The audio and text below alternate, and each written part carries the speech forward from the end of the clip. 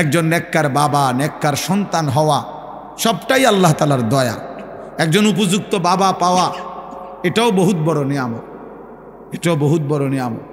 কত বাবা জানে না তার সন্তান কিভাবে গড়তে হয়, কত মা জানে না তার সন্তান কিভাবে গড়তে হয়। হাদিসের মধ্যে আছে, আল্লাহর নবী সাল্লাল্লাহু আলাইহি সাল্লাম বলেন, প্রত্যেকটি মানব সন্তান আল্লাহকে মানার পরিপূর্ণ যোগ্যতা নিয়ে ভূমিষ্ঠ হয়। মা মিন মাউলুদিন ইল্লা ইউলাদু আলাল ফিতরা। প্রতিটি মানব সন্তান সৃষ্টিগতভাবে আল্লাহর সমস্ত হুকুম মানার যোগ্যতা আল্লাহ তার শরীরের মধ্যে দিয়ে দেয়। কোরআনে আল্লাহ বলছেন, ফিতরাতাল্লাহিল্লাতী ফাতারান নাস আলাইহা।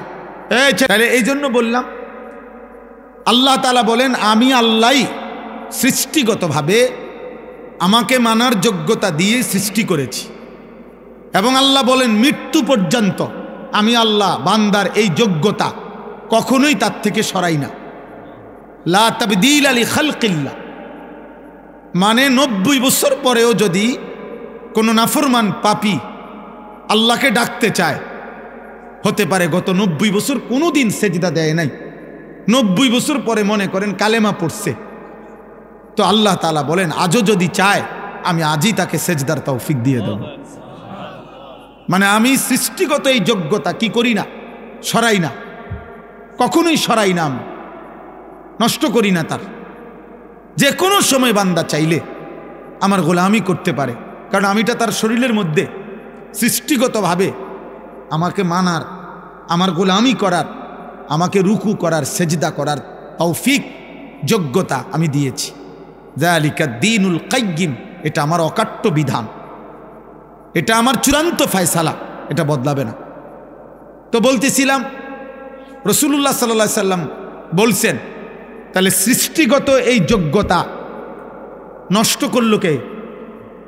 এই মানুষটা কুফরি করে কেন এখন? এই মানুষটা এখন শিরিক করে কেন? তাহলে এই মানুষটা এখন মূর্তি পূজা করে কেন? আল্লাহ তো তাকে সৃষ্টিগতভাবে যোগ্যতাই দিয়েছিলেন। আখরাজাকুম মিন বুতুনি উম্মাহাতিকুম লা তা'লামুনা শাইআন। কোরআনে আল্লাহ বলছেন, আল্লাহ তোমাদেরকে মায়ের পেট থেকে বের করে এনেছেন এই অবস্থায় যখন তোমরা কিছুই জানতে না, কিছুই জানতে না। আমি দিয়েছি তোমাদেরকে সব। দুনিয়ার থেকে জন্মের পরে পৃথিবীর কারো কাছ থেকে তোমার জ্ঞান আসে নাই, আমি দিছি সমস্ত কিছু, আমি তোমার মধ্যে দিয়ে রাখছি।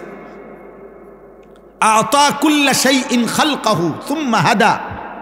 আল্লাহ বলেন প্রত্যেক মানুষকে সৃষ্টি আমি করেছি, অতঃপর প্রত্যেক সৃষ্টিকে তার চলার পথের জন্য যে পরিমাণ দিক নির্দেশনা দরকার সেটা আমিই দিয়েছি। এক কুকুর কেমনে বুঝে লাঠি আলগি দিলে ওই চলে যায় কেমনে?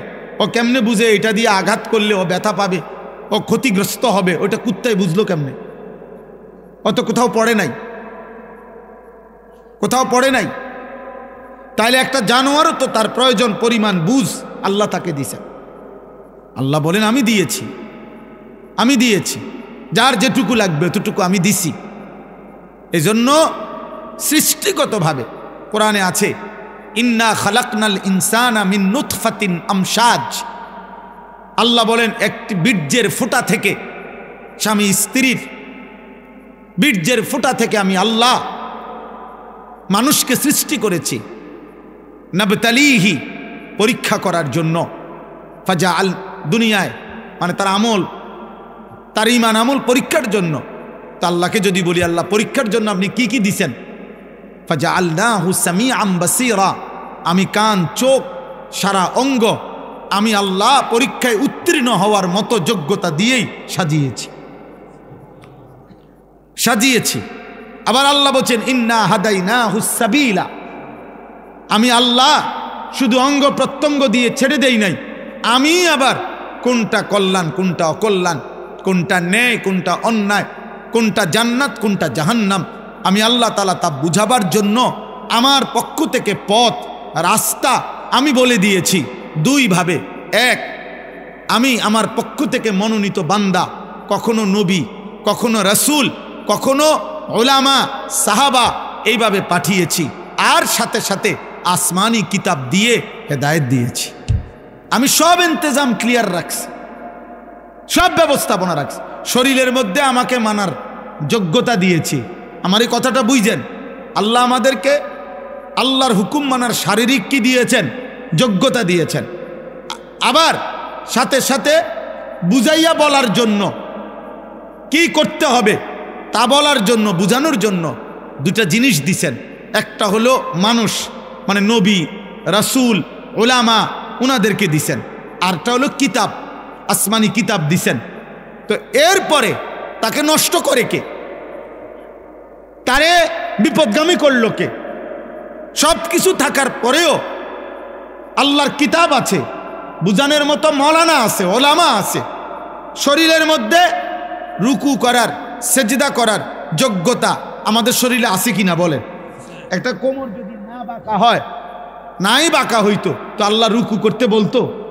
সেজদা আমরা যে করতে চাইলে আমাদের সেজদা করার যোগ্যতা আছে আমাদের শরীরে? কথা বলে না? আছে? আছে, অবশ্যই আছে। কিন্তু একটা কুকুরকে বলেন, একটা ছাগলকে বলেন যে তাকবীরে তাহরিমা বাঁধো,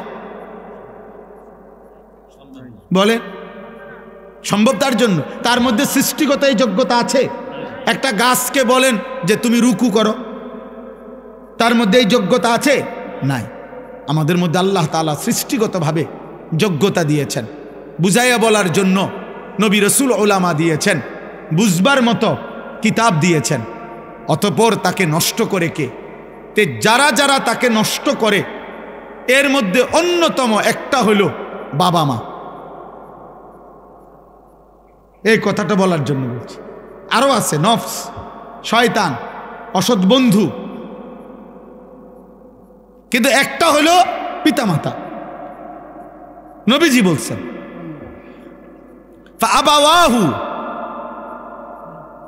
ফাআবাওয়াহু, সরাসরি হাদিস। আল্লাহর নবী বলেন আমার এই সৃষ্টিগত আমাকে মানার যোগ্যতাটা নষ্ট করে দিল কে? নবীজি বলেন তার বাবা মা। তার বাবা মা ইউহাব্বিদানিহি, তাকে ইহুদি বানিয়ে দিল, আও ইউনাসসিরানিহি, তাকে খ্রিস্টান বানিয়ে দিল, আও ইউমাজ্জিসানিহি, তাকে অগ্নি পূজক বানিয়ে দিল। আপনার ঘরে হিন্দি সিরিয়াল চলে, আপনার ঘরের টেলিভিশনের মধ্যে হিন্দি সিনেমা চলে। হিন্দি সিনেমার প্রত্যেকটার মধ্যে দুইটা জিনিসকে বিশেষভাবে দেখানো হয়। এক জিনিস মনে রাখবেন, হিন্দি সিনেমার মধ্যে অগণিত হিন্দি ছবির মধ্যে অহরহ হিন্দুদের ধর্মীয় পূজা অর্চনা, উপাসনা, মূর্তির দেবতার পূজা। তাইলে আপনার মুসলমানের মা, মুসলমানের ঘরওয়ালা বাবা, সে তার ছেলে মেয়ের জন্য যা ইন্তজাম করলো, সে প্রকাশ্যে ঘরের মধ্যে দেখে মূর্তি পূজার মহড়া। তাইলে তাইলে আপনি তাকে দেখাইলেন, ওই বাচ্চা বুঝ হওয়ার পর থেকে দেখলো যে সে, আপনি সিগারেট খান, প্রতি মুহূর্তে আপনার মুখের সামনে দিয়ে ধোঁয়া বাইর হয়, আগুন বাইর হয়। আপনার বিড়ি সিগারেটের প্রত্যেকটার মধ্যে মুখে আপনার আগুন থাকে। তো বাচ্চা দেখে আগুন হইল আমার বাবার ধর্ম, আমার বাবার ধর্ম, আমার দাদার ধর্ম হইল আগুন, অতএব আমার প্রিয় জিনিস হওয়া উচিত আগুন। তো আগুন এটা প্রতীক, এটা তো মূর্তি পূজক, আগুন পূজারীর, এটা তো ইমানদারের প্রতীক হইতে পারে না। আপনি সন্তানকে কি শিখাইলেন? আপনি কি শিখাইলেন বলেন? তাইলে এই জন্য এটা বোঝা উচিত, পিতা মাতার খামখেয়ালি আহা সন্তান বরবাদ করে দেয়। হাসরের ময়দানে, হাসরের ময়দানে ওই মা বাপ, ওই অভিভাবক যাদের কারণে তাদের অনুসারীরা, অনুগতরা, সন্তানরা জাহান্নামী হবে, খোদার কসম তারা যে যার কারণে জাহান্নামী হইছে, যাকে দেখে, যাকে অনুসরণ করে, আল্লাহর কসম সে তাকে ডাক দিবে, আল্লাহকে বলবে আল্লাহ আমার আব্বারে দেখতে চাই, আমার ওই নেতাটারে আমার একটু দরকার, আমার ওই দোস্ত তারে আমার একটু দরকার, আমার মাকে আমার একটু দরকার। আমি নিজ চোখে দেখছি, আমার এই দুই চোখে দেখছি, মাজারে রাস্তার থেকে দাঁড়াইয়া আমি দেখছি মহিলা তার 6 বছরের বা 8 বছরের বাচ্চাটাকে সাথে নিয়ে মাজারের মধ্যে সেজদা দিতেছে। মহিলা বাচ্চাটা দিতে চায় না, মহিলা এমনি মাথাটা জাঁতা দিয়া, চাপ দিয়া বাচ্চাটাকে সেজদা করাইছে। হায় মা তুই কি করলি? তুই মা করলিটা কি? তুই তোর ছেলেটাকে মুশরিক বানায় দিলি। আল্লাহ তাআলা যার রক্তে ঈমান দিছিলেন, যাকে সৃষ্টি লগ্নে আল্লাহ ঈমানের নিয়ামত দিয়ে দিছিলেন, আল্লাহকে মানার, তুই মা তাকে মুশরিক বানায় দিলি। মা কি করলা? মা তুমি ছেলেটাকে কি করলা? তুমি সুদের টাকা নিয়ে ছেলে মানুষ করছেন কেন? আপনি বুঝের ছেলে বুঝে না। বর্তমান সময়টা তো এমন, এখন আরো বেশি। 4 বছরের বাচ্চা যা বুঝে, আগের দিনে 40 বছরের ব্যাড হইতো এত বুঝতো না মিয়া। 5 বছরের বাচ্চা পৃথিবী এখন যা বোঝে, 50 বছরের বুড়া বিয়াও দুনিয়া এত বুঝে না। দুনিয়া এত বুঝে না। অতএব আমাদের এই সচেতনতা ভীষণ দরকার।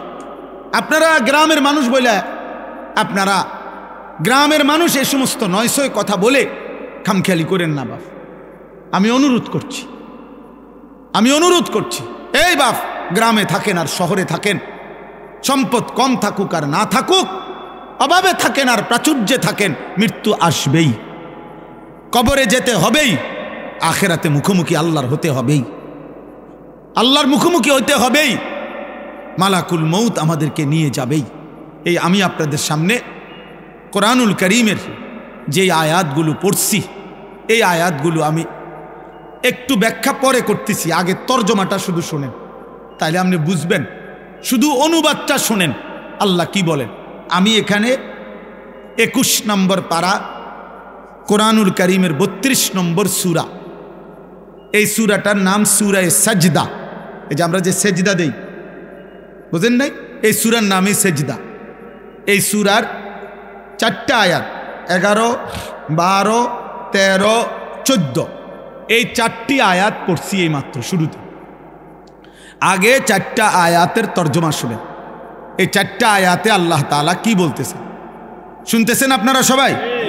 দোস্ত, বুট খাইও না, মাঝখান দিয়ে কেউ বুট বাদাম খাইও না। আমি অনুরোধ করছি, চলে গেলে আমি বললাম কোনো অসুবিধা নাই, তুমি চলে যাও, যার অসুবিধা হয় চলে গেলে আমার কোনো আপত্তি নেই, কিন্তু শুনলে, বসলে মনোযোগ দিয়ে শুনলে ভালো। আমি দোস্ত অনুরোধ করলাম, মনোযোগ হইলে ফায়দা হয়। বক্তার পর বক্তা আনলাম, 3 জন বক্তা, 6 জন বক্তাও, একজন উঠলো আরেকজন নামলো, কেউ হুঙ্কার দিল, কেউ ঝঙ্কার দিল, কেউ টান দিল, কেউ সুর দিল, কারো হাসি দিলে ভাল লাগে, কেউ কানলে ভাল লাগে, কেউ চিৎকার দিলে ভাল লাগে, কেউ উড়াই লাইলে ভাল লাগে। এই সমস্ত দিয়ে হবে না আব্বা, এর কোনো ফায়দা নাই, কোনো ফায়দা নাই। এটা কোনো বিষয় না বাবা। বিষয় হলো আমি উপলব্ধি, আত্ম উপলব্ধি। আহা, আমি কে, আমি কি করছি, আমি কোত্থেকে আসলাম, আমার কি করা উচিত, আমি যাব কোথায়, প্রতিনিয়ত মানুষগুলো কই যাচ্ছে, আমার বাবা কই গেলেন, আমার দাদা কই গেলেন, আমার চাচা মামা ফুফা খালুরা কই গেলেন, আমার জ্যাঠারে আমি 1 সপ্তাহ আগে দেখা গেছি, 1 সপ্তাহ পরে দেখছি জ্যাঠা নাই। জানাজা আমি পড়াইছি, জানাজার আগে আমি জ্যাঠার কবরের দিকে তাকাইছি, কবর তখন খালি, কবরে তখনও রাখে নাই আমার জ্যাঠাকে। আমি আমার বাড়ির কবর, তো কবরের দিকে তাকায় দেখা কিছুক্ষণ তাকায় থাকছি, আর আমি মনে হয় যেন শুনতেছি যে কবর আমারে বলে, আনিস, আমার থেকে কয়টা মাটি আমি তোমার জ্যাঠারে বানাইতে দিছিলাম, আজ আমার মাটি আমি নিয়ে নিলাম।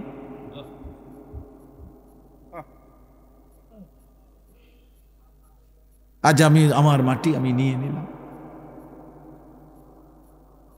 হুজুর বলতেছিলেন, আমার আব্বারে দেখছেন, মহব্বত করতেন। আমার আব্বা এমন সুন্দর সাজতেন, লম্বা সুন্দর সুপুরুষ ছিলেন। আমার বাবা, আমার আব্বা ছিলেন। শুক্রবার দিন জুমার নামাজের জন্য আমার আব্বা যখন সাজতেন, আমারও মনে আছে, আমি মনে ভাবতাম যে আব্বা যেন নতুন জামাইয়ের মতো এত সুন্দর পাগড়ি মাথায় দিত, সুরমা লাগাইতো চোখে, আতর লাগাইতো, বাবা পাঞ্জাবি সব কিছু নতুন সুন্দর ধোয়া ইস্তারি করা গাও দিত, মানে বাদশার মতো বাবা সাজত। আমার সেই সুন্দর বাবা, সাজগোজওয়ালা বাবা। তা আমি জানি না এখন বাপ আমার কবরে কেমন আছে। হযরত ওমর ইবনে আব্দুল আজিজ রাহমাতুল্লাহি আলাইহি তিনি কবরস্থানে দাঁড়িয়ে বলতেন, হে কবর, মাজা ফাআলতা বিল আহিব্বা। এটা দোস্ত ওমর ইবনে আব্দুল আজিজের কওল। আমার এই দোস্ত নুরুল আলম ওই শুনতে চায় ওমর ইবনে আব্দুল আজিজের নাম, আমি এই জন্য শুনাইলাম। ওমর ইবনে আব্দুল আজিজ কবরের সামনে দাঁড়িয়ে বলতেন, হে কবর, বলো না তুমি আমার স্বজনদের সাথে কি করেছো? আইনাল আহবাব, আমার বন্ধুরা কোথায়? আমার আপনজনরা কোথায়? আইনাল আসদিকা, আমার বন্ধুরা কোথায়? আইনাল জুল্লাস, আমি যাদের সাথে বসতাম তারা কোথায়? আইনাস সাম্মার, আমি যাদের সাথে রাত জেগে গল্প করতাম আমার সেই আপনজনরা কোথায়? তিনি আবার কানতে কানতে বলতেন যে, হে দুনিয়াবাসী শোনো, কবর আমারে বলতেছে, ওমর ইবনে আব্দুল আজিজ, তোর চাচা মামা ফুফা তোর স্বজন তোর বন্ধুদেরকে আমি মাটি একটা একটা করে অঙ্গ, হাত পাও চোখ নাক কান খুলে খুলে ফেলছি, আমার মাটি আমার সাথে আমি মিশায়ে ফেলছি।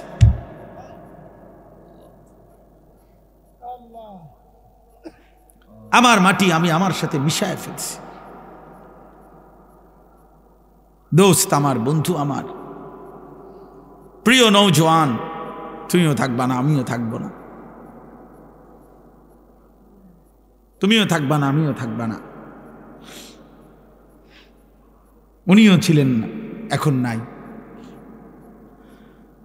আল্লাহ তাআলা বলেন, শুনেন, এই মৃত্যুর দৃশ্য, আল্লাহর সামনে দাঁড়াবার দৃশ্য, মৃত্যুর মুহূর্তের স্মৃতি অবস্থা আল্লাহ তাআলা এখানে তুলে ধরছেন। এই জায়গা বড় সাংঘাতিক। আমার একজন আপনজন, আমার বিবির বড় ভাই মাওলানা মুফতি উসমান গনি 2-3 দিন আগে আমার সাথে সফরে ছিলেন উত্তরবঙ্গ। তো এক জায়গায় ফজরের নামাজ পড়াইছে এই 2 দিন আগে। তো ফজরের নামাজে উনি এই আয়াতের এই সাইডটা পড়ছেন। উনি যে সময় পড়ছে নামাজে, তখনই আমার কলিজা ছিঁড়ে গেছে যে হায় মালিক, আপনি কি বললেন? ওইখান থেকে এটা মনে হয়েছে যে আমি আপনাদেরকে শুনাই। আল্লাহ তাআলা বলেন, কুল, হে নবী আপনি বলুন, ইয়াতাওয়াফাকুম মালাকুল মাউতিল্লাযী ওয়ুক্কিলা বিকুম, আমি আল্লাহর পক্ষ থেকে আমি যেই ফেরেশতা মালাকুল মউত আজরাইলকে দায়িত্ব দিয়েছি, সেই ফেরেশতা মালাকুল মউত আজরাইল তোমাদের প্রত্যেককেই নির্দিষ্ট সময়ে মৃত্যু দিয়ে দিবে। ইয়াতাওয়াফাকুম, তোমাদের মৃত্যু ঘটাবে, তোমাদের জান কবজ করবে আমার হুকুমে। ঠিক ওই টাইমে আমি রব ফয়সালা দেই, যেই টাইমে আল্লাযী ওয়ুক্কিলা বিকুম, আমি যাকে তোমাদের মৃত্যু জান কবজের জন্য দায়িত্ব দিয়েছিলাম সে তোমাদের মৃত্যু ঘটাবে। আমি একটু ব্যাখ্যা করব, আগে তরজমা বলি। সুম্মা ইলা রব্বিকুম তুরজাউন, প্রতিটা মৃত্যুর পরে মালাকুল মউত আজরাইল জান কবজের পরে এরপরে কি হবে? আল্লাহ বলেন, অতঃপর তোমরা সকলেই একমাত্র শুধুমাত্র আমি আল্লাহর কাছেই ফিরে আসব। ধনী হও গরিব হও, সুস্থ হও অসুস্থ হও, সম্পদশালী হও আর দুর্বল হও, গ্রামের হও আর শহরের হও, বোঝো বা না বোঝো, ইমানদার হও আর বেঈমান হও, আমার কাছে ফিরতে হবে। কার কাছে? সুম্মা ইলা রব্বিকুম তুরজাউন। তাহলে 2 কথা বলা হইল।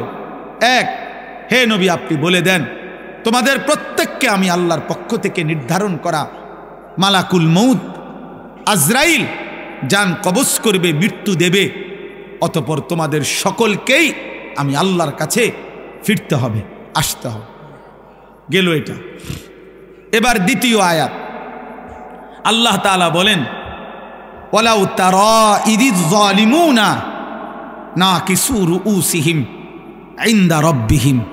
হায় বন্ধু, আপনি যদি সেই দৃশ্যটা একটাবার দেখতেন, আল্লাহ মহব্বত করে নবীকে বলতেছেন, বন্ধু আপনি যদি ওই দৃশ্য দেখতেন, ওলাউ তারা, যদি আপনি দেখতেন, ইজিল মুজরিমুনা, সমস্ত পাপী, নাফরমান, কাফের, মুশরিক, মুনাফিক, বেঈমান, অবাধ্য, আল্লাহর দুশ্মন, আল্লাহর এক এক হুকুমের লঙ্ঘনকারী, নামাজ নাই, বন্দিগি নাই, ঈমান নাই, সেজদা নাই, গোলামি নাই, হালাল হারামের পার্থক্য নাই, চুরি, ডাকাতি, জিনা, ব্যভিচার, মদ, জুয়া, বেপরদিগি, বেহায়াপনায় জীবন শেষ করছে যারা, আল্লাহ বলেন আপনি যদি এমন একটা একটা পাপীকে আপনি যদি দেখতেন, না কিছু রুউসিহিম ইনদা রাব্বিহিম, প্রত্যেকেই কিভাবে আমি আল্লাহর সামনে নিজেদের মাথা নুয়ে মাথাটা নিচের দিকে দিয়ে দাঁড়িয়ে আছে। সেদিন আমি আল্লাহর সামনে চোখ তুলে তাকাবে, সেদিন আমি আল্লাহর চোখের দিকে তাকিয়ে একটা প্রশ্নের উত্তর দিবে, সেদিন আমি আল্লাহর মুখোমুখি হলে আমার দিকে চোখ ফিরে দেখবে। খোদার কসম আল্লাহ বলে, বান্দা এই সক্ষমতা থাকবে না, এই সক্ষমতা থাকবে না, এই সক্ষমতা থাকবে না। আল্লাহ এবার বলেন, তো মাথা নিচের দিকে দিয়ে নাফরমান চোখের পানি ফেলতে ফেলতে বলবে, রব্বানা আবসারনা ওয়া সামি'না, আল্লাহ জাহান্নামের দৃশ্য যা দেখার তা তো দেখলাম, যা শুনবার আযাবের ঘোষণা তা তো শুনলাম, ফারজি'না, অতএব মাওলা আপনার কাছে মুখোমুখি হয়ে মাথা নিচের দিকে নামিয়ে অপরাধী হিসাবে স্বীকৃতি দিয়ে আজ শুধু একটা আবদার, আমার একটা বারের জন্য দুনিয়ায় ফেরত দেন,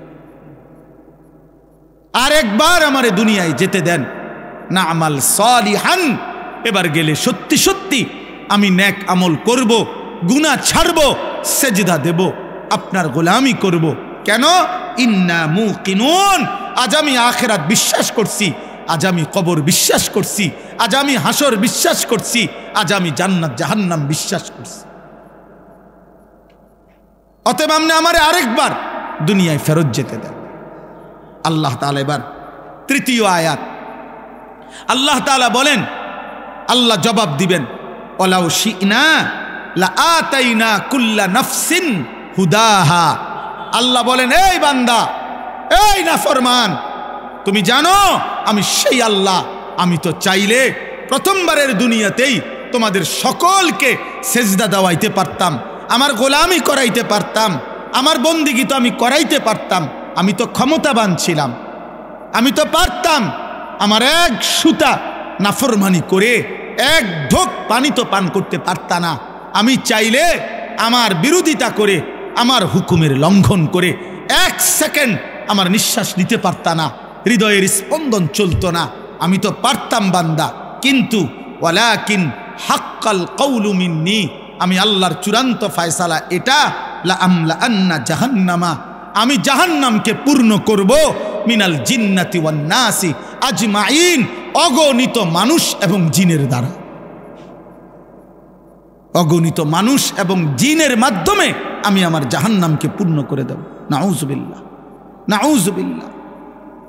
আল্লাহ বলছেন, এই জন্য আমি তো সকলকে চাইলে দুনিয়াতে, আচ্ছা বলেন আমরা যারা এখানে আছি এক ওয়াক্ত নামাজ পড়ি না, আল্লাহ চাইলে আমাদেরকে নামাজ পড়াইতে পারবে না? আমরা যারা আল্লাহর নাফরমানি করি, আমাদের আল্লাহ চাইলে আমাদেরকে আল্লাহর অনুগত বান্দা হিসাবে দুনিয়া চালাইতে পারবে না? আমরা আল্লাহ আমাদের সাথে কুলাবে না? কথা বলেন না কেন? আল্লাহ আমাদের সাথে পারবে না? আল্লাহ তাআলা বলেন, ফাজুকু, এই দেখেন শেষ আয়াত, ফাজুকু বিমা নাসিতুম লিকা ইয়াউমিকুম হাদা। অতএব হে বান্দা, এটা সাংঘাতিক কথা, হে আমার নাফরমান বান্দা, জাহান্নামের আযাব ভোগ করো। আজকে নাসিতুম লিকা ইয়াউমিকুম হাদা, এই আখিরাত, এই পরকাল, এই হাসরের মাঠ তুমি দুনিয়ায় থাকতে ভুলে গিয়েছিলে। কত লক্ষবার তোমার কাছে আমি পৌঁছাইছি, কত ইমাম, কত আলেম, কত ওয়ায়েস, কত আউলিয়া, কত পীর, কত বুজুর্গ, আল্লাহর প্রিয় বান্দা চোখের পানি ফেলে ফেলে তোমারে বলছিল, তুমি টোটালি আখিরাত ভুলে গেছো, গুনার নাফরমানির উৎসব করছো, গুনার নাফরমানির জোয়ার উঠায় দিছো। তুমি যেমন সেদিন দুনিয়ায় থাকতে আজকের আখিরাতকে ভুলে গিয়েছ। আল্লাহ বলেন ইন্না নাসিনাকুম, আজ আমি আল্লাহ তোকে ভুলে গেলাম, আজ আমি তোকে ভুলে গেলাম। অতএব দেখি এবার তোর কোন বাপ তোরে বাঁচায়। এবার তুমি বলো বান্দা, তোমার কোন বাপ তোমাকে বাঁচাবে? আল্লাহ বলেন ফাযুকু ওয়াযুকু আযাবাল খুলদি বিমা কুনতুম তা'মালুন। অতএব তোমার সারা জীবনের যা কর্ম, পাপ, নাফরমানি, তোমার কুফর, তোমার শিরিক, তোমার নেফাক, তোমার গুনাহ, তোমার নাফরমানির বদলায় আজ তুমি চিরস্থায়ী আযাব জাহান্নাম ভোগ করো। নাউযুবিল্লাহ। আমার ভাই, এবার ছোট্ট দুইটা কথা, এই তর্জমা শেষ। আমি যেহেতু রাত হয়েছে এই জন্য লম্বা করতে চাচ্ছি না, একসাথে আমি তর্জমা বলে দিলাম। তাহলে এই আয়াতের মূল বক্তব্য কি? মূল বক্তব্য হলো, প্রথম কথা হলো মালাকুল মউত আজরাইল আমাদের প্রত্যেকের জান কবজ করবে কিনা বলে?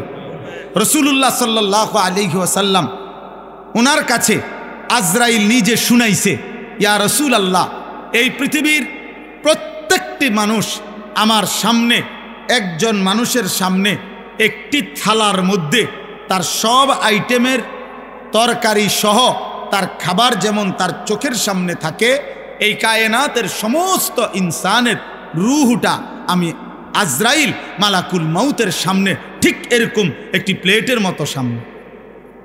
আর আল্লাহ যখনই হুকুম করে আমি তৎক্ষণাৎ আমার প্লেটের সামনে থেকে খাবার যেরকম তুলে নেই, আমি ওই রকম ওই প্রাণীর, ওই মানুষটার আমি আল্লাহ তাআলা হুকুমে আমি তৎক্ষণাৎ রূহটা কবজ করে নিই। এটা আল্লাহ নবী সাল্লাল্লাহু আলাইহি ওয়াসাল্লাম বলছে। 2 নম্বরে আল্লাহ নবী সাল্লাল্লাহু আলাইহি ওয়াসাল্লাম বলেন, হে আমার উম্মত, মালাকুল মউত আজরাইল প্রত্যেক মানুষের কাছে যখন জান কবজ করতে আসে, এই জান কবজ করতে আসলে আজরাইল কারো কাছে তাকে না দেখাইয়া জান কবজ করে না। প্রত্যেক ইমানদার হোক নাফরমান হোক, আজরাইল আগে আইসা দাঁড়ায়, এরপরে জান কবজ করে। এ দাঁড়াইবার সময় হাদিসের মধ্যে আছে, মালাকুল মউত আজরাইল যখন এসে দাঁড়ায় তো নাফরমান আর পাপী তার সামনে আজরাইল যখন দাঁড়ায়, এতটা বিভৎস, এতটা কুৎসিত, এতটা জঘন্য ভয়ানক আগুনের লেলিহান শিখাওয়ালা আকৃতি নিয়ে দাঁড়ায়। তাফসিরে আছে ইব্রাহিম আলাইহিস সালাম জীবনে একবার আজরাইলের নাফরমানের সামনে কেমনে দাঁড়ায় এই আকৃতিটা একবার দেখতে চাইছিলেন। আজরাইল দেখাইছেন, ইব্রাহিম আলাইহিস সালাম চিৎকার করে বেহুশ হয়ে গেছেন। আর হুঁশ আসার পরে ইব্রাহিম নবী বলছেন, হে মালাকুল মউত, খোদার কসম জাহান্নামের আযাব লাগবে না, কবরের আযাব লাগবে না, তুমি মালাকুল মউতের এই ভয়ঙ্কর দৃশ্য কোনো নাফরমান পাপী, কোনো মুশরিক বেঈমান একবার দেখলেই তার সারা জিন্দেগীর গুনার শাস্তির জন্য এটাই যথেষ্ট, এটাই যথেষ্ট, এটাই যথেষ্ট। আজকে যুবক ভাই, আজকে বয়স্ক বাবা, আপনারা আমরা সবাই খামখেয়ালি করছেন। আমার কাছে কিতাব আছে, কিতাবে লিখছে ঈসা আলাইহিস সালাম নূহ নবীর একজন বংশধরকে কবর থেকে উঠাইছিলেন। কবর থেকে উঠাবার পরে ঈসা নবী উনার বংশধরকে জিজ্ঞেস করছে, হে নূহ নবীর বংশধর, আপনি দুনিয়ার মধ্যে কতদিন হায়াত পাইছেন? তখন ওই নূহ নবীর বংশধর বলছে 450 বছর। তখন ঈসা আলাইহিস সালাম জিজ্ঞেস করছে, এই 450 বছরের ভিতরে আপনার চুল দাড়ি সাদা হইছে কোন দিন, কত বছর বয়সে? নূহ আলাইহিস সালামের বংশধর বলছে, হে ঈসা নবী, আল্লাহর কসম 450 বছর পর্যন্ত আমার একদিন 1 সেকেন্ডের জন্য চুল দাড়ি কোনোদিন সাদা হয় নাই, 450 বছরই কালো ছিল। কিন্তু খোদার কসম, মালাকুল মউত আজরাইল যখন জান কবজ করে, জান কবজের ওই কয়েক সেকেন্ড রূহ কবজ করার কষ্ট আর যন্ত্রণায় আমার 450 বছরের কালো চুল দাড়ি নিমিষেই সাদা হয়ে গেছে, নিমিষেই সাদা হয়ে গেছে।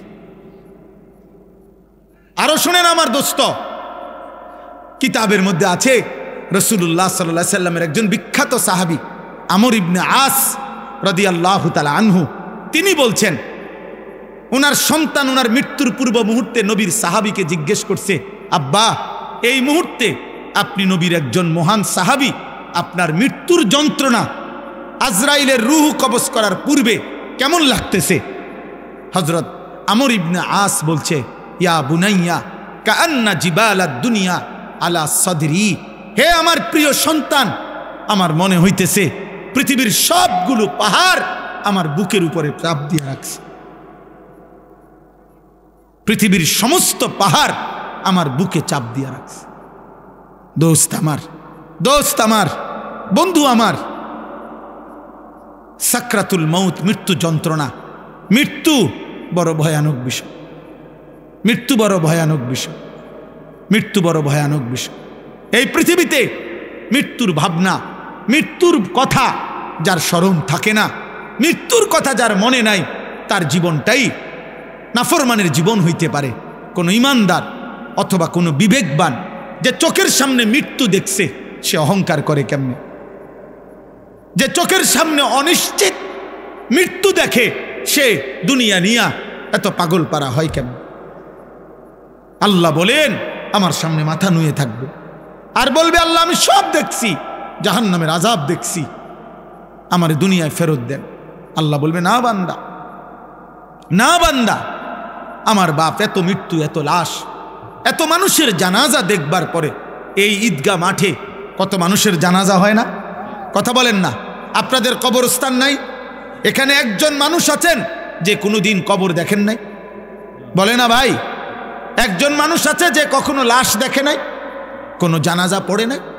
এত মৃত্যু, এত লাশ, এত জানাজা, আমাদের একটা বারও যদি আখেরাত মনে না করায়, এর কেমন শক্ত পাষাণ দিল হইল বাপ।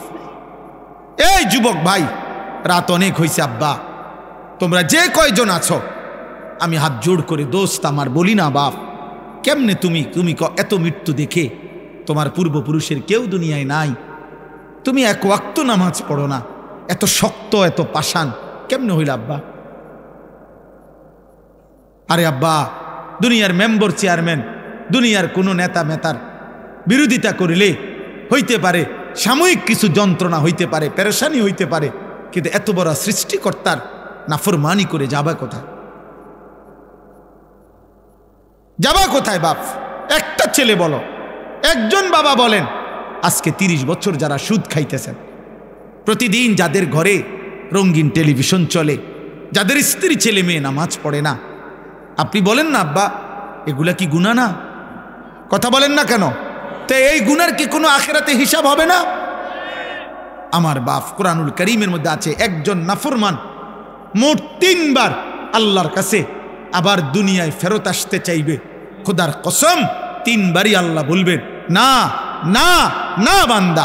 একবার যখন জান কবজের সময় হয়, আজরাইলের ভয়ানক এই বিভৎস কুৎসিত চেহারা দেখে নাফরমান চিৎকার দিয়া বলবে, পৃথিবীবাসী শুনবে না। আল্লাহ বলছে, নাফরমান বলবে, রব্বির জিউন, আল্লাহ দুনিয়ায় আর কিছুদিন থাকতে দেন, নেকামল করব। আল্লাহ বলবেন না। আরেকবার হাসরের ময়দানে খোদার কসম ফেরেশতারা, তাফসীরের মধ্যে আছে, কোরআনে আছে, ওয়াজিআ ইয়াউমাইদিন বিজাহান্নাম, 70,000 আগুনের শিকল দিয়া বাইদা ফেরেশতারা জাহান্নামকে টেনে হাসরের ময়দানে এনে দাঁড় করাবে। এই হাসরের ময়দানে যখন জাহান্নামের দিকে এক নজর তাকাবে, তখন জাহান্নামীর এই দৃশ্য দেখে জাহান্নামী নাফরমান চিৎকার দিয়া আল্লাহকে বলবে, আল্লাহ আমারে দুনিয়ায় ফেরত যেতে দেন। আল্লাহ বলবে না। এই দ্বিতীয়বার। আর তৃতীয়বার হলো যখন জাহান্নামীকে জাহান্নামে ফেলা হবে, প্রতি মুহূর্তে, প্রতি সেকেন্ড, রব্বে কাবার কসম, মিনিট মিনিট জাহান্নামী শুধু চিৎকারই করবে আর বলবে, আল্লাহ দুনিয়ায় ফেরত যেতে দেন, দুনিয়ায় ফেরত যেতে দেন, দুনিয়ায় ফেরত যেতে দেন। নেকামল করবো রে মাওলা, নেকামল করবো রে মাওলা, নেকামল করবো রে মাওলা। আল্লাহ বলবেন, আমি হায়াত দিছি তো বান্দা, আমি আমার প্রতিনিধি পাঠিয়েছি তো বান্দা, তুমি আমার কথা গুরুত্ব দাও নাই। এইভাবে বলতে বলতে কোরআনে আছে, শেষ পর্যন্ত আল্লাহ, এটা মারাত্মক বিষয়, শেষ পর্যন্ত আল্লাহ একটা পর্যায়ে জাহান্নামীকে বলবে, কাল আকসাউ ফিহা ওয়ালা তুকাল্লিমুন, আমার নাফরমান বান্দা আর একটা কথা বলবি না, তুই জাহান্নামে পড়ে থাক, আর কোনো শব্দ বের করবি না, আর মুক্তি চাইবি না দুনিয়া যাওয়ার জন্য, আর মুখ দিয়ে আর বলতেও পারবি না। এই আল্লাহ যখন বলবে ওয়ালা তুকাল্লিমুন, হে বান্দা আর কথা বলো না, খোদার কসম তাফসীর মাআরিফুল কোরআনে লিখছে তখন জাহান্নামের জবান দিয়া আর কোনো শব্দ বের হবে না। এবার যা বের হবে তা হয় কুকুর নাই তো গাধার বিকট আওয়াজ। জাহান্নামের জবান থেকে কুত্তার আওয়াজ বের হবে, গাধার আওয়াজ। এই জন্য রাত গভীরে দোস্ত আমার, কবরবাসীদের মৃত্যু, মরহুম মাওলানা সাহেবের মৃত্যু, আর এই আমাদের স্বজনদের মৃত্যু, এই সব মৃত্যুর কথা স্মরণ করে আমাদের এটা উচিত ভাবা। আমাদের গন্তব্য আমাদের আখিরাত, আমাদের গন্তব্য আমাদের কবর, আমাদের গন্তব্যই আমাদের চলে যাওয়া, আমাদের চলে যাওয়া। এই রং তামাশার এই দুনিয়ায় আমরা বেশি বাড়াবাড়ি করছি জানি। সবচেয়ে বড় কথা হইল আমাদের কিশোর যুবক অধিকাংশ নামাজ পড়ছে না, আর আমাদের বাপ চাচা দাদা মা, আমাদের অভিভাবকরা অধিকাংশই ছেলে মেয়ে বউ বাচ্চার ইমান আমল নামাজ, ওদের হালাল হারাম পাক নাফাক এটা নিয়ে কোনো যত্নবান নাই। সবাই ব্যস্ত বিল্ডিং দালান ঘর বাড়ি সোফা খাট ফার্নিচার এই নিয়েই ব্যস্ত। আরে বাবা, আপনার ছেলে এক ওয়াক্ত নামাজ পড়ে না, কার লাগা বিল্ডিং বানাইতেছে? আপনার বিবি টোটালি পর্দা করে না, কার জন্য ঘর বানাইতেছে? কার জন্য ঘর বানাইতেছে? কার জন্য মাথার ঘাম পায়ে ফেলছে? বলেন বলেন, আপনারা বলেন। আল্লাহ তাআলা তো ওয়াদা দিছে লা আমলা আন্না জাহান্নাম, আমি জাহান্নাম পূর্ণ করব মানুষ দিয়া, মানুষ দিয়া। কোরআনুল কারীমের মধ্যে আছে জাহান্নামের মধ্যে মানুষ ফেলবে আর আগুন আরো বাড়বে, আবার ফেলবে আগুন বাড়বে। একটা পর্যায়ে মহান আল্লাহ জিজ্ঞেস করবে হালিম তালাতি, হে জাহান্নাম পূর্ণ হইছিনি তোমার জাহান্নাম? ওয়া তাকুলু হাল মিন মাজিদ, জাহান্নাম কেবল বলবে আয় মাওলা আরো চাই, আরো চাই, আরো দেন, আরো দেন, আরো দেন, আরো দেন, আরো দেন। আবারও ফেলবে ফেরেশতা জাহান্নামের মধ্যে মানুষকে, আর জাহান্নাম বলবে হাল মিন মাজিদ, এই রব আরো চাই, আমার জায়গা আরো খালি, আরো খালি, আরো খালি। হাদিসের মধ্যে আছে মহান আল্লাহ তার কুদরতি পাবে, আল্লাহ তাআলা সর্বশেষ আল্লাহ থামাবে, হে জাহান্নাম এবার থাম।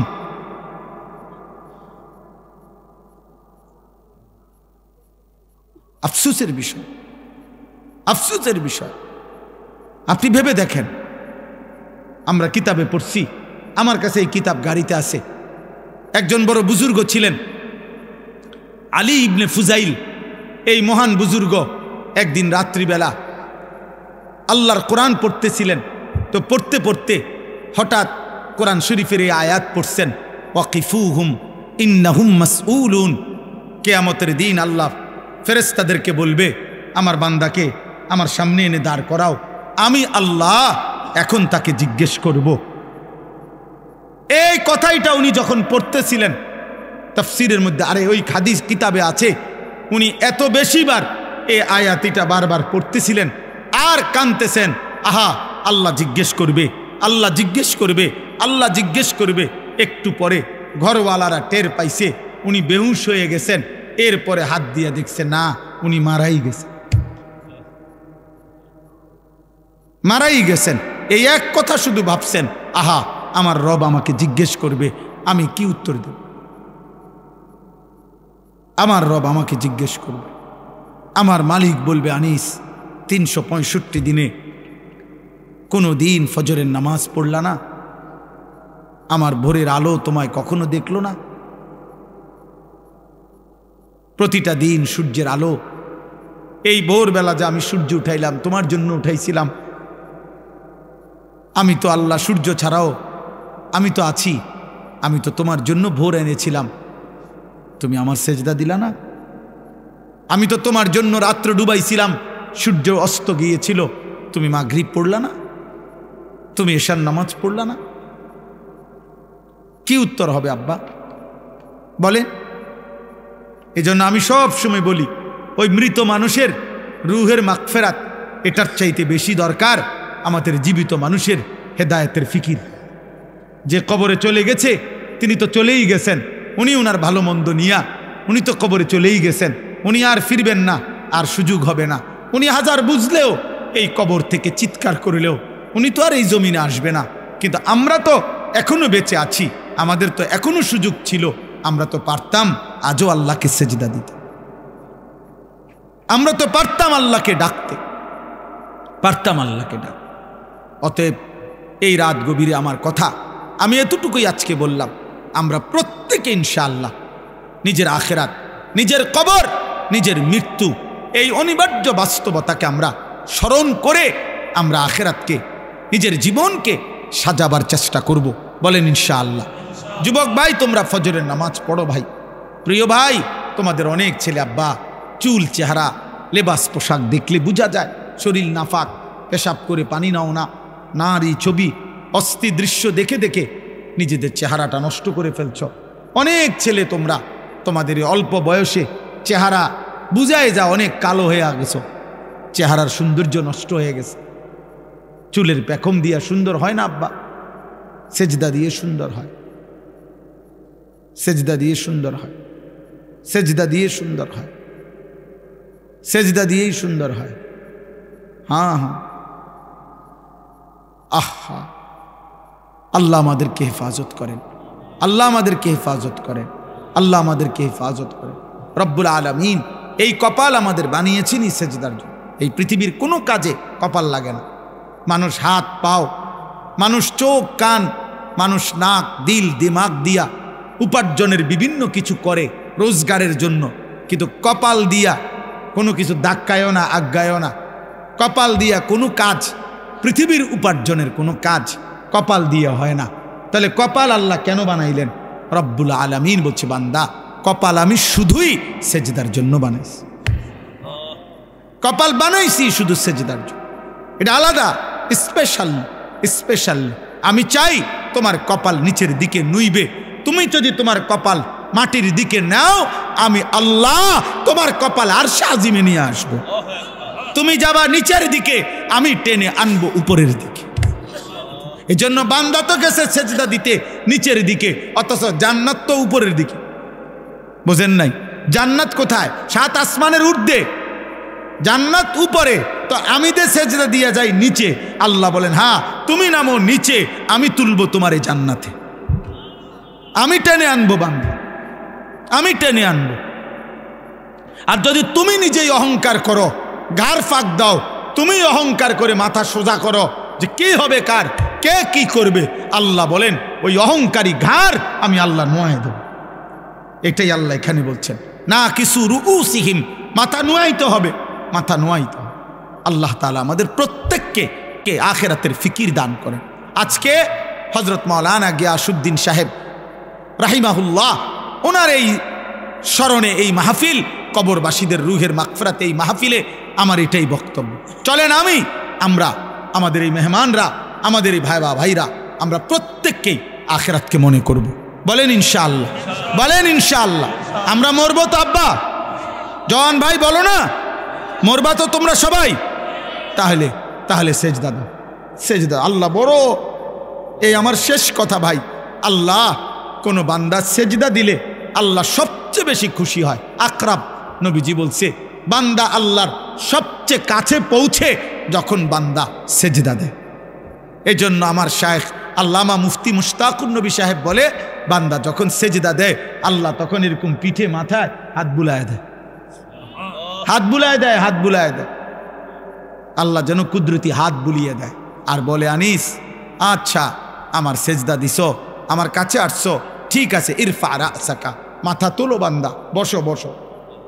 এবার বসাইয়া আল্লাহ নিজে সামনে আইনা, আল্লাহ যেন সামনে রেখে বলে, আচ্ছা বান্দা বলো তো কিছু, আর কোনো কিছু বলার আছে তোমার? তো বান্দা বলে আত্তাহিয়াতু লিল্লাহ। আল্লাহ বলে, আচ্ছা আমার প্রশংসা করছো, মাশাআল্লাহ।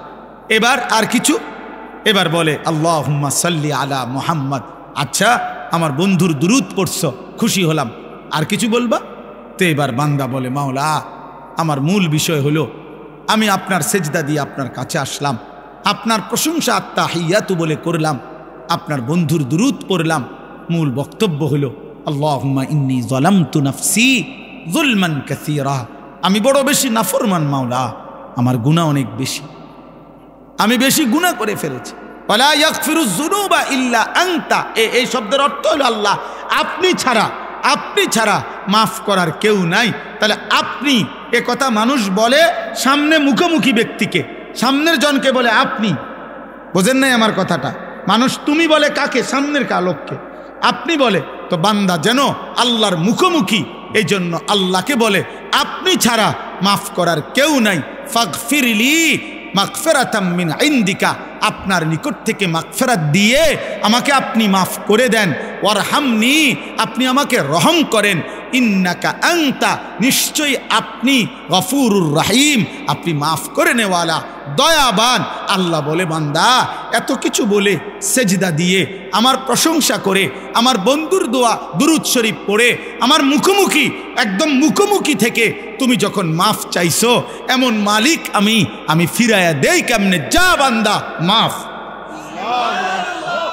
কি বললেন? আল্লাহু আকবার। তো এই জন্যই এখন কি কইলো দোস্তে? আল্লাহু আকবার কইলো। তো এই জন্য নবী শিখাইছে এটা, যে নামাজি যেন কল্পনা করা উচিত যে আমি যখন পড়লাম ইন্নাকা আনতাল গফুরুর রহিম, এই সালাম ফিরাইবার পর্যন্ত, তো আল্লাহ যেন বলল যা মাফ করে দিলাম। এবার নামাজি সালাম ফিরাইয়াই যেন বলে উঠল, এটাই সুন্নত, আল্লাহু আকবার বলা। অর্থাৎ এ কথা বলা যে আল্লাহ বড়, এই দুনিয়াবাসী আমার মালিক আমারে মাফ করে দিছে রে। এই জন্য সালাম ফিরাইয়া একবার কি বলে?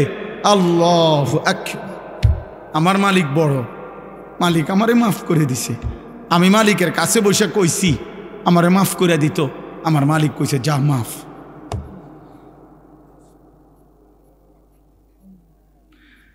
এজন্য আল্লাহ নবী সাল্লাল্লাহু আলাইহি ওয়াসাল্লাম বলছেন ইয়ামহুল্লাহু বিহিন্নাল খাতায়া, 5 ওয়াক্ত নামাজের বদলায় আল্লাহ তাআলা বান্দার সমস্ত গুনাহ মাফ করে দেয়, সব গুনাহ। চলো বাবা ইনশাআল্লাহ সেজদা করবো তো ইনশাআল্লাহ, নামাজ পড়বো তো ইনশাআল্লাহ। আল্লাহ তৌফিক দেন, আল্লাহ কবুল করেন। আল্লাহ তাআলা আমাদেরকে ঈমান আমলের দৌলত দান করেন। আল্লাহ তাআলা হুজুরের কবর, এলাকার সমস্ত কবর আল্লাহ তাআলা নূরে নূরে ভরপুর করে দেন, আমিন। তাই দাঁড়িয়ে আছো দোস্ত, যে যতক্ষণই শোনো, আমার অনুরোধ ভিতরে আসো, এতে বরকত হবে। 5 মিনিট হোক ভাইয়া, 5 মিনিট হোক, 2 মিনিট হোক, 10 মিনিট হোক, আধা ঘন্টা হোক, যে যখন প্রয়োজন আমি অনুমতি দিলাম, চলে যাবা, কোনো সমস্যা নাই ভাই। যার যখন দরকার হয়, একবারে সামনের ব্যক্তি, স্টেজের ব্যক্তি, যিনি যেখানে আছেন, যার যখন প্রয়োজন হয় চলে যাবে, কোনো অসুবিধা নেই। আমি ব্যক্তিগতভাবে এতে বিব্রত বোধ করি না আগের থেকেই, কারণ প্রত্যেক মানুষের প্রয়োজন থাকতে পারে। পুরা শেষ পর্যন্ত মুনাজাত পর্যন্ত থাকতেই হবে বাধ্যতামূলক, এমন কিছু না। আল্লাহর কথা যে যেটুকু শোনে এটুকুই লাভ। ওই যে অটোর ভিতরে যারা বসছো, ভাই দোস্ত অটো থেকে নাইমা আসো, ওই সাদা প্যান্ট আও, জি মাশাআল্লাহ। যখনই যার সুযোগ হয়, প্রয়োজন হয়, চলে গেলে কোনো অসুবিধা নেই। কাজ থাকতে পারে, ক্লান্তি থাকতে পারে, শারীরিক দুর্বলতা থাকতে পারে, সারাদিন পরিশ্রম করছেন। এই দ্বিতীয় কথা হলো, সবগুলো মোবাইল হাতে ধরা যারা ভিডিও রেকর্ড করছেন, এগুলো বন্ধ করতে হবে। মোবাইল হাতে ধরে একজনও ভিডিও বা রেকর্ড করা যাবে না। আগেরটা তো একটু নরমে কইছি, এটা একটু শক্ত বললাম, এবং আশা করা যায় এটার উপরে আরেকটু শক্ত হবে। তার মানে ভিডিও করতে দেব না হাত ধরে, মোবাইল হাতে ধরে ভিডিও বা রেকর্ড করতে দেব না। যদি আমি কাউকে দেখি এরপরে আপনারা উঠাই দেব ধমক দিয়া, প্রয়োজনে লোক নিমু আপনার উঠাই দেওয়ানে লেগে। এই জন্য দয়া করে একজনও, ছোট বড় কেহই মোবাইল হাতে ধরে ভিডিও বা রেকর্ড করা যাবে না। দোস্ত এতে মনোযোগ হয় না, দিল জমে না, দিল জমে না। রাত 11টা বাজে, কাজেই রাত্র একদম কম হয় নাই, অনেক রাত হয়েছে, চারদিকে ঠান্ডা কুয়াশা। অতএব আমাদের প্রত্যেকেরই ঘরে ফেরা দরকার, কিছুটা সময় ঘুমানো দরকার, ফজরের নামাজ পড়া দরকার। আর তদুপরি সারাদিনের ক্লান্তির পরে আল্লাহ তাআলা কোরআনুল কারীমের মধ্যে বলছেন ওয়াজআলনা নাওমাকুম সুবাতা, আমি আল্লাহ তোমাদের জন্য ঘুম বানিয়েছি। কেন বানিয়েছি? আল্লাহ নিজেই বলেন সুবাতান, অর্থ হইল তোমাদের ক্লান্তি কেটে দেওয়ার জন্য, দূর করার জন্য। সাবতুন অর্থ হইল কাটা, দূর করা। আল্লাহ বলেন তোমাদের ক্লান্তি দূর করার জন্য তোমাদের জন্য ঘুম আমি বানিয়েছি। আমি বানিয়েছি ঘুম, আল্লাহ তাআলার সৃষ্টি। ও আব্বা কথা বলো না, বাবা কথা বলো না, ঘুমাইলো, শুয়ে লো, তোমরা ছোট মানুষ, তো শরীর তো এটা আর কত বয়ে থাকবে। তাইলে ঘুম এটা আল্লাহর মখলুক। আমরা যে বলি আপনার 18,000 মখলুকাত, তো মনে করেন এইটার সম্পর্কে আরো মতামত আছে। 18,000 হোক আর 16,000 হোক, 2,000 বেশি হোক আর কম হোক, অথবা 10,000 বেশি হোক কম হোক, সবই আল্লাহর। সবই কার? আল্লাহর। তো এই মখলুকাত বলতে শুধু গরু, ছাগল, মানুষ, জিন এটা না, বরং আল্লাহ তাআলার মখলুক বলতে আমরা সবটা বুঝিও না, আমরা। যেমন এই ঘুম, এটা আল্লাহর মখলুক, এটা আল্লাহ তাআলার মখলুক। ওয়াজআলনান নাহার, আল্লাহ বলেন আমি দিন বানিয়েছি, এটা আল্লাহর মখলুক। ওয়াজআলনাল লাইলা, আমি আল্লাহ রাত বানিয়েছি, তাহলে এটা আল্লাহর মখলুক। ওয়া আন্নাহু হুয়া আদহাকা, আল্লাহ বলেন তিনি হাসান, এ হাসি এটা আল্লাহ তাআলার মখলুক। ও আবকা, আল্লাহ কাঁদান, এটা আল্লাহর মখলুক। তাহলে আমরা আল্লাহর মখলুক কোনটা, কিরকম, কেমন, সবটা বুঝিও না। এই জন্য বাপ, প্রিয় ভাই, নওজোয়ান সবাই মিলে মহব্বতের সাথে, আন্তরিকতা নিয়ে আল্লাহর কথা শুনলে বরকত হবে। একজন পরম শ্রদ্ধেয় জনাব হযরত মাওলানা গিয়াসউদ্দিন সাহেব আমাদেরও অনেক মহব্বতের ছিলেন। এক কথায় আমাদের সমগোত্রীয় মানুষ ছিলেন। আমরা যেমন আল্লাহর দয়ায় 2-4 শব্দ রবের কথা বলার সুযোগ আল্লাহ দিছেন, তিনিও জীবিত থাকাকালীন আজীবন আল্লাহর কথা বলে বেড়াইছেন। আমি নিজেও ওনাকে বহু মাহফিলে দেখছি। ওয়াজের সূত্রেই ওনার সাথে আমার পরিচয় ছিল। এই ওয়াজ করতে গিয়ে ওনার সাথে আমার পরিচয় ছিল। ওনার ছেলে মাওলানা রহমতুল্লাহ আমার মাদ্রাসার উস্তাদ এবং আমাদের মাদ্রাসার শিক্ষা বিভাগীয় পরিচালক, নাজেমে তালিমাত। আলহামদুলিল্লাহ পুরা মাদ্রাসার 500 ছাত্র, 34 জন শিক্ষক কর্মচারী, পড়ালেখার সমস্ত বিষয় এই মাওলানাই সামলায় মাদ্রাসা। তো এই মাওলানা, আমি ওনাকে নিছিয়ে ওনার বাবার পরিচয়ের কাজ। উনি শুধু বলছেন আমার একটা ছেলে দারুল আরকাম মাদ্রাসা থেকে ফারেগ হয়েছে, হুজুর তার জন্য একটা খেদমত দেখে। তা আমি বললাম যে আর কোথায় পড়ছে? বলছে যে আমার হাফেজ মাওলানা আবু হানিফ ভাই রসুলপুর মাদ্রাসায় পড়ছে। আবু হানিফ ভাই তো আবু হানিফ ভাই, আমার দোস্ত। তাই এই জন্য দোস্তরে জিগাইছি, দোস্ত বলছে কোনো কথা নাই। আমিও বলছি আর কোনো কথা নাই। আলহামদুলিল্লাহ আল্লাহর দয়ায় জিন্দেগির প্রথম খেদমত আমাদের মাদ্রাসায় এখনো করছেন। এই জন্য ভাই সবাই মিলে, একজন প্রিয় মানুষ তিনি ছিলেন, আপনাদের ভালোবাসার মানুষ ছিলেন। আমরা জানাজার সময়ও ছিলাম এবং গত বছরের মাহফিলও আমরা ছিলাম। আল্লাহ তাআলা আমাদের সবাইকে ঈমান আমলের জীবন দান করেন। কালা ونشهد أن سيدنا وحبيبنا ومولانا محمدا عبده ورسوله أما بعد فأعوذ بالله من الشيطان الرجيم بسم الله الرحمن الرحيم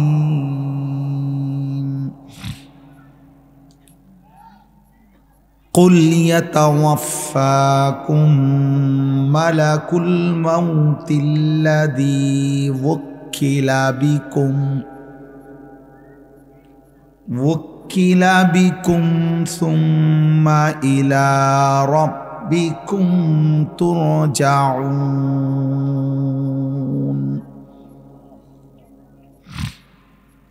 ولو ترى إذ المجرمون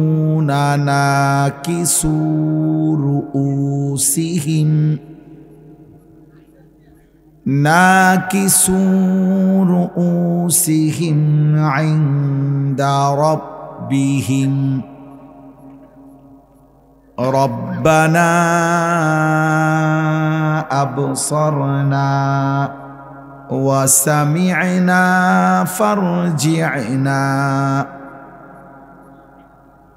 فارجعنا نعمل صالحا إنا موقنون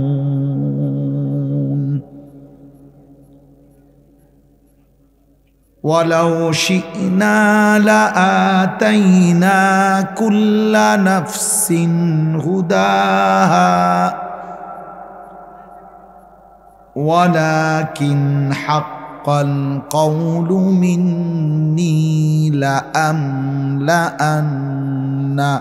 جهنم من الجنة والناس أجمعين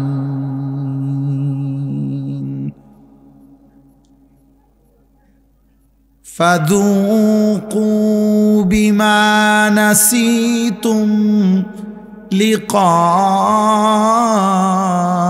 يومكم هذا إنا نسيناكم فذوقوا عذاب الخلد بما كنتم تعملون صدق الله مولانا العظيم وقال نبينا صلى الله عليه وسلم أكثروا ذكر هادم اللذات اللهم صل على محمد وعلى آل محمد كما صليت على إبراهيم وعلى آل إبراهيم إنك حميد مجيد اللهم بارك على محمد وعلى آل محمد كما باركت على إبراهيم وعلى آل إبراهيم إنك حميد مجيد سبحانك لا علم لنا إلا ما علمتنا إنك أنت العليم الحكيم الحمد لله আল্লাহ পাক রব্বুল ইজ্জাত জুল জালাল ওয়াল ইকরামের ফজল করম রব্বুল আলামিনের অপরিসীম ইহসান মেহেরবানি দয়া আল্লাহ তাআলা আমাদেরকে আজ 29 নভেম্বর 2025 রোজ শনিবার কুমিল্লা জেলা বিপাড়া উপজেলাধীন মাধবপুর রানীগাছ কেন্দ্রীয় ঈদগাহ ময়দানে বিশিষ্ট আলেমে দ্বীন প্রখ্যাত ওয়াইজ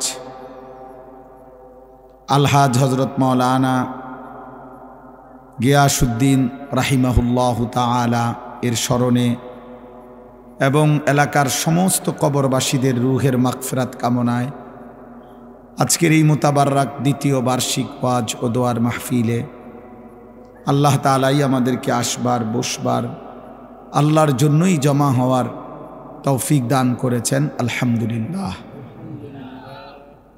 প্রিয় নওজোয়ান ভাই, তোমরা যারা